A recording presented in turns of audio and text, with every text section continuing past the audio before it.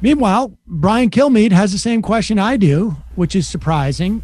As you know, I'm Brian not surprised now. Well, Brian Kilmeade, I mean, first off, earlier we played a clip of him talking about, like, why can't we send our kids to school? They're doing it in Denmark. They're doing it in Norway. They're doing it in Belgium. They're doing it in Switzerland, Greece, and Germany. They can reopen their schools. Why can't we?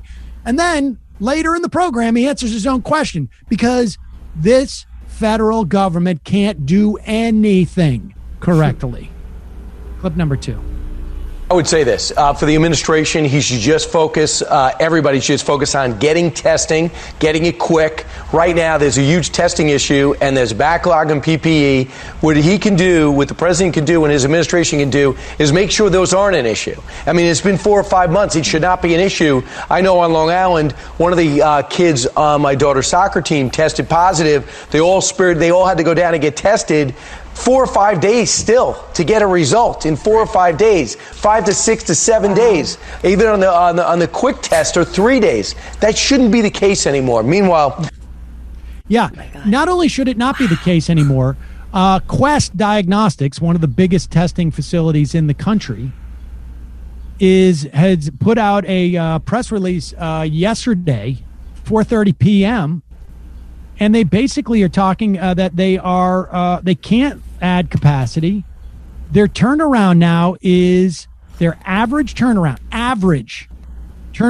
time is 7 days or more. Yep.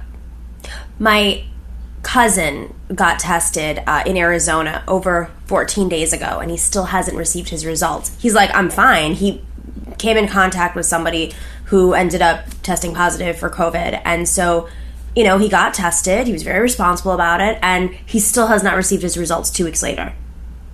That's nuts. This is insane. In Arizona, they're like, well, we don't have the capacity. What do you mean? It can't work this way. Nope. It cannot work this way. I mean, to the extent that we're not going to be able to open up schools, this is why. Because if you can't determine, I mean, they should be testing. We should be at a point 4 months into this, and where you're able to test random populations, every other day with a 24-hour turnaround. Maybe they'll have to move to group testing, and it should be saliva based, and it should be. I mean, we should be so far ahead, but the reason why we're not is because there is no financial incentive for Quest to increase its capacity. There is no financial incentive for any of these facilities to increase their capacity and be stuck with these costs that they don't think that they're going to recoup long term. And so the bottom line is, this is where the federal government's got to come in and pour money into it. And they should have done this 4 months ago, and they're still not doing it. And we're all going to be effed because of it.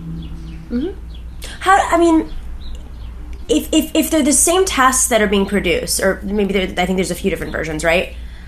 Have you read anything about how other countries, with semi-private health systems, whether it's, really any country in the European Union, how they were able to expand testing so rapidly? Well, they poured money into it from the beginning.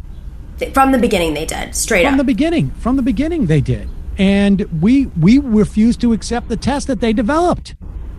So I remember that, of course. A month behind anyways, but there's just no federal support for it. They don't even have, they got rid of the guy who's the testing czar.